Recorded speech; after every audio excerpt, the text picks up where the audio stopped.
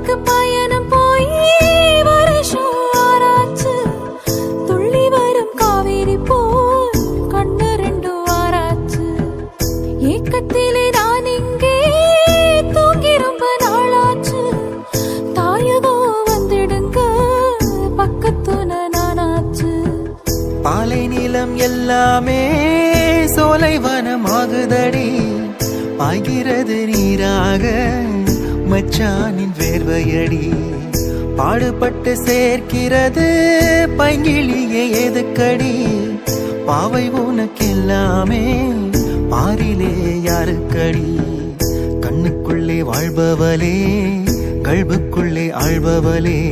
இன்ஷா அல்லாஹ் விரைவில் வருவேன் ஓ இஷ்டம் போல நினைச்சதெல்லாம் தருவேன்.